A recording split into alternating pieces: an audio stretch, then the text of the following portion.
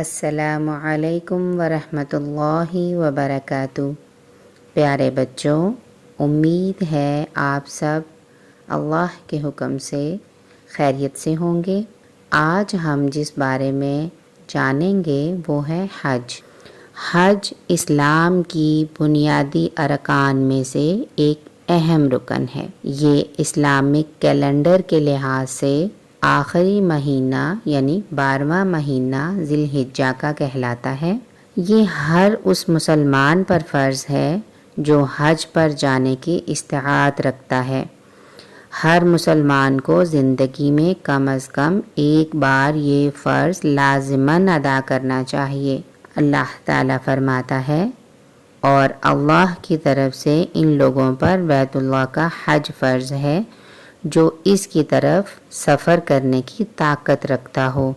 حج اہل ایمان کا عظیم ترین سالانہ اجتماع ہے، جس میں حضرت ابراہیم علیہ السلام کی بیوی حضرت ہاجرہ علیہ السلام اور بیٹے اسماعیل علیہ السلام کی عظیم الشان اعمال کی یاد تازہ کی جاتی ہے، جو صرف اور صرف اللہ تعالیٰ کی رضا کے لیے ہے۔ اس میں ہر رنگ و نسل، ہر شعبہ زندگی سے تعلق رکھنے کے مسلمان اکٹھے ہوتے ہیں، اللہ تعالیٰ کو یاد کرتے ہیں اور اس سے مغفرت مانگتے ہیں۔ دوران حج وہ ان مناسک اور ارکان کی ادائیگی کرتے ہیں جو رسول اللہ صلی اللہ علیہ وسلم نے بتائے اور ادا کر کے دکھائے۔ دنیا کے کونے کونے سے آئے ہوئے مسلمان ایک دوسرے سے تعارف حاصل کرتے ہیں اور مکہ میں آنے والے حجاج اکرام ایک دوسرے کی مدد بھی کرتے ہیں۔ حج توحید باری تعالیٰ پر ایمان کا ایک قابل دید مظاہرہ ہے اور دنیا کے مختلف حصوں میں آنے والے مختلف نسلی گروہوں کے مابین اخوت کے رشتوں کو مضبوط تر بنا دیتا ہے۔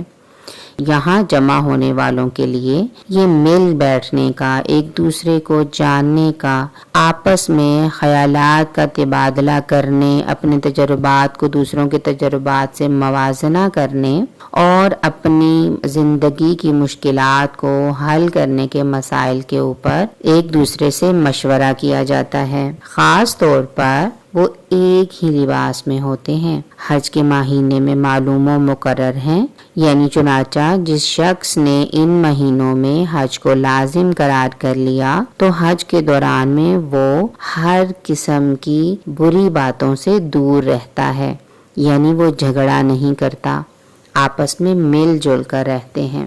رسول اللہ صلی اللہ علیہ وسلم مختلف مواقع پر حج کے بہت سارے فضائل بیان کرتے ہیں۔ نبی کریم صلی اللہ علیہ وسلم سے پوچھا گیا کہ بہترین عمل کون سا ہے، تو آپ نے جواب دیا، اللہ اور اس کے رسول پر ایمان لانا۔ پوچھا گیا کہ اس کے بعد وہ کون سا عمل ہے، آپ نے جواب دیا، اللہ کے راستے میں جہاد کرنا۔ پوچھا گیا اس کے بعد کون سا عمل ہے، آپ نے جواب دیا، حج مبرور۔ حج مبرور سے مراد وہ حج ہے جو خالص اللہ تعالیٰ کی خوشنودی حاصل کرنے کے لیے کیا جائے اور نبی صلی اللہ علیہ وسلم کے بتائے ہوئے طریقے کے مطابق کیا جائے۔ ایک موقع پر نبی کریم صلی اللہ علیہ وسلم نے فرمایا، جس شخص نے صرف حج کے لیے حج کیا، یعنی اللہ کے لیے حج کیا اور نہ اپنی ازواجی تعلقات کے حوالے سے باتیں کی، نہ گناہ کیا، وہ اس دن اس طرح واپس جائے گا جس دن اس کی ماں نے اسے جنا تھا، یعنی جس دن وہ پیدا ہوا بغیر کسی گناہ کے، پاک اور صاف۔ حج کی 3 اقسام ہیں، یعنی حج تمتع، حج افراد، حج قران۔ حج تمتع کیا ہوتا ہے، ہم اس کے بارے میں یہ ضرور سنیں گے اور جانیں گے۔ یعنی حج تمتع سے مراد یہ ہے کہ کوئی شخص حج کے مہینوں میں پہلے عمرہ ادا کرے گا، عمرے کے بعد احرام کھول دے گا، پھر گھر جائے گا، پھر گھر جائے بغیر 8 ذی الحجہ کو دوبارہ احرام باندھ کر حج کرے، اس کو حج تمتع کہلاتا ہے۔ حج افراد، اس کا طریقہ یہ ہے کہ انسان صرف حج کا احرام باندھے اور اس وقت تک کسی حالت میں رہے جب تک حج ختم نہ ہو جائے۔ یہ صرف حج ہے، اس میں عمرہ شامل نہیں ہوتا، اسی لیے حج افراد اکیلا حج کہلاتا ہے۔ تیسرا نمبر ہے حج قران۔ حج قران، اس میں عمرہ اور حج دونوں کی ایک ساتھ نیت کر کے احرام باندھا جاتا ہے۔ حاجی پہلے عمرے کے لیے مناسک حج ادا کرتا ہے، لیکن اس کے بعد احرام نہیں کھولتا بلکہ احرام ہی کی حالت میں حج ادا کرتا ہے۔ اس میں حج اور عمرہ دونوں ایک ساتھ ادا کیے جاتے ہیں، اس لیے اسے قران کہا جاتا ہے، جس کا مطلب ہے ملانا۔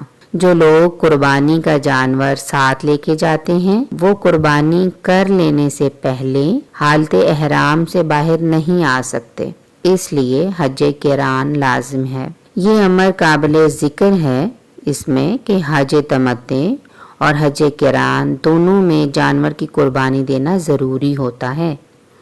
البتہ حج افراد میں قربانی کرنا ضروری نہیں کیونکہ وہ اکیلا حج ہوتا ہے۔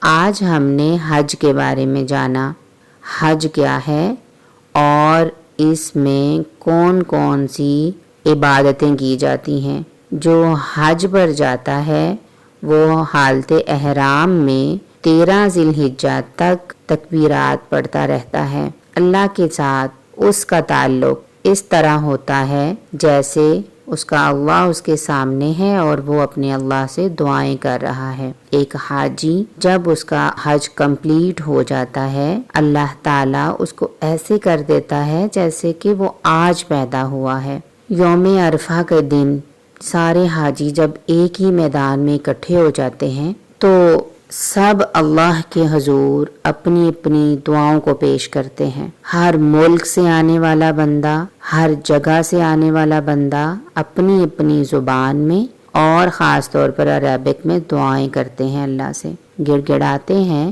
اور بہت ساری دعائیں کرتے ہیں۔ وہ دن دعاؤں کی قبولیت کا ہوتا ہے۔ حج کمپلیٹ کرنے کے بعد ایک انسان اپنے گناہوں سے اور اپنے آپ کے بوجھ سے ایسے ہلکا ہو جاتا ہے کہ جیسے اس نے کبھی کوئی گناہ کیا ہی نہیں۔ اللہ تعالی ہمیں بھی حج پر بلائے اور ہماری زندگی میں ایک مرتبہ خاص طور پر حج کرنا ہمیں نصیب فرمائے۔ اللہ تعالی ہم اپنے اللہ سے دعا کرتے ہیں، اے اللہ ہمارے والدین، ہمارے استاذہ اکرام اور ہمیں حج کرنے کی توفیق عطا فرما تاکہ ہم اللہ کے حضور پیش ہو کر اپنے گناہوں کی معافی مانگ سکیں۔ اللہ تعالی ہمیں حج کرنا نصیب فرمائے، آمین۔ اس کے ساتھ ہی انشاءاللہ ہم اگلے ایپیسوڈ میں ہم جن چیزوں کا ذکر کریں گے وہ بھی حج کے متعلق ہی ہوں گی، اسی لیے آپ ضرور سنیے گا اور اس چینل کو سبسکرائب کرنا اور لائک کرنا اور شیئر کرنا نہ بھولیے گا تاکہ یہ ہمارے لیے صدقہ جاریہ بن سکے۔ یہ چینل اور یہ خاص طور پر جو ٹاپکس میں بیان کر رہی ہوں آپ سب کے ساتھ، یہ اس لیے بیان کیے جا رہے ہیں کہ ہمیں اپنے اسلام کے بارے میں بہت ساری نالج ہونی چاہیے۔